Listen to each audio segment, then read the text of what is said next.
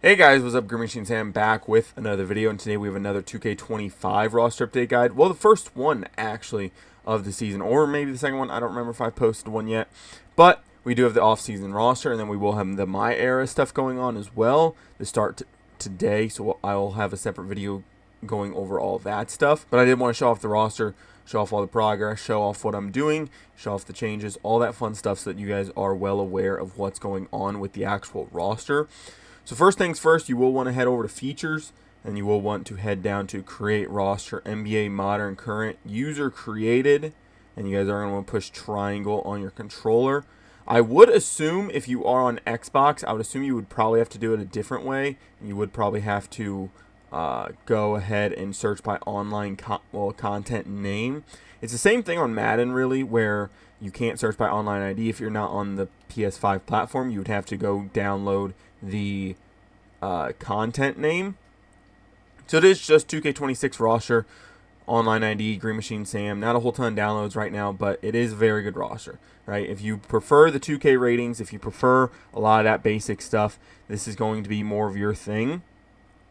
Now, I will say, only the first round rookies are done. A lot of teams have filled up a lot of roster spots in where the second round picks aren't really given a chance to really play on their team year one. I know there are a shit ton of teams like the Washington Wizards who have like 20 players or 21 players with their second round rookies as of right now.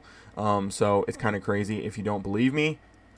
Here's 15. Here's the starting 15. And then here's the last 5 that they've added. They've added Marvin Bagley. They brought back Tristan. They got Blake Wesley. Rashawn Holmes I had to do some workaround shit with. And then, of course, Malachi Branham.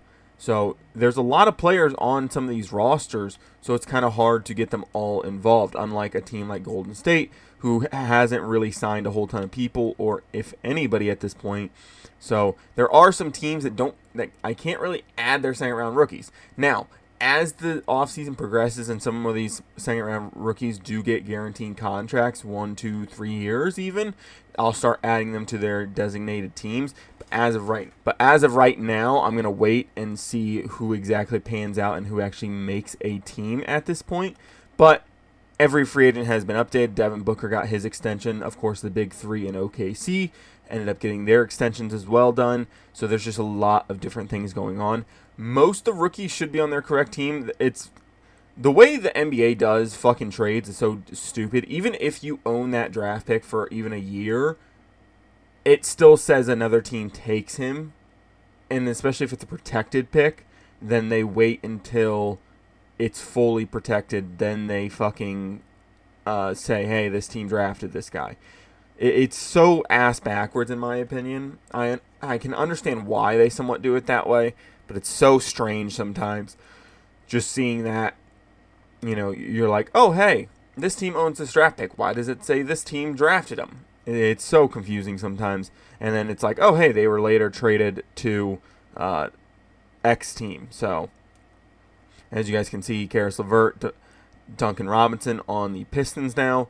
The Pelicans have Jordan Poole now. Herb Jones got a contract extension. Jeremiah Fears, their first round pick, as well as Derek Queen, Kevon Looney, Sadiq Bey. Just going through the rosters, Jay Huff, Isaiah Jackson back, James Wiseman back. So a ton of different talent moving around the NBA. Now, of course, there's still a lot of talent left in free agency, and as of course, with free agency still going on as well as the offseason, some of these older guys, some of these younger guys that haven't quite got a contract, as things shake out, they'll end up getting a contract, right? Damian Lillard, in my opinion, I don't think he should sign this year. I think he should wait until the landscape of next year's NBA and see where he wants to be. Quentin Grimes, Josh Giddey, Cam Thomas, and Kuminga, I don't think they're going to get huge extensions at this point. There's just not a ton of money left in the NBA right now. Russell Westbrook, Al Horford, Malik Beasley, Chris Paul, Gary Payton, Chris Boucher, Malcolm Brogdon, Ben Simmons, all kind of more aging veteran guys that are going to be signing later in the offseason as teams kind of figure out their roster construction at this point. There are plenty of pieces still left on the board, but like I said, some teams, you can look, they have 14 or here, we'll just go like this: 13 players, 16 players, 15 players, 17 players, 14, 14, 18, 17, 13, 12, 15, 14, 16. So there's a lot of teams that already have most of their roster spots filled. Now, I haven't redone the rotations yet. I'm kind of waiting for all of that. You can definitely go in and do just CPU rotations and see how those shake out for you. But I'm going to be doing custom rotations once most of the rosters are finalized and such.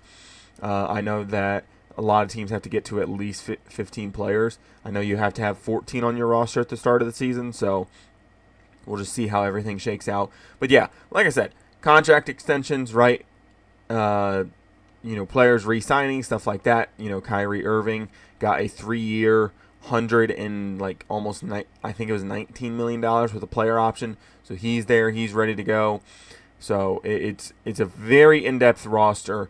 Age, experience, all that fun stuff. Contracts have been progressed correctly to reflect. Now, I will say, if I couldn't get the exact money done, I normally go a little bit over what the money says in real life, right? If I can't get to like 4.82 million, I'll do 4.85. That way, with teams can't be signing extra players that they wouldn't originally be able to sign and stuff like that.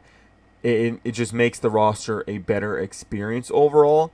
So, like, as well as with the cap increasing year to year and so on and so forth, it makes the most sense doing that. I know there are some jersey numbers that are kind of weird right now with some of these players. It's based off of just, what they're really given and assigned. Like I've said, once the media day shoots start, once the rosters are kind of finalized, with the 15-man and the 3 or 2 ways that they're allowed to carry and so on and so forth, the roster will look a lot better. But it's still in a playable state, right? Most teams are going to have, I think, at least 13 players. I think the Warriors might be the only team without 13. Yeah, everybody I'm seeing has at least 14 or 15. The Spurs have 13, which I didn't expect, but that kind of makes sense with their most recent trade. The Warriors have 10. I think they're the lowest in the league right now. The Knicks not far behind, only with 12. So a lot of these teams, you have enough players to go play the game if you still want to just go play now at this point. But some of these teams aren't finalized. They don't have all the guys. But are you really going more than 10 people into your bench? You're probably not going past the 10-player mark.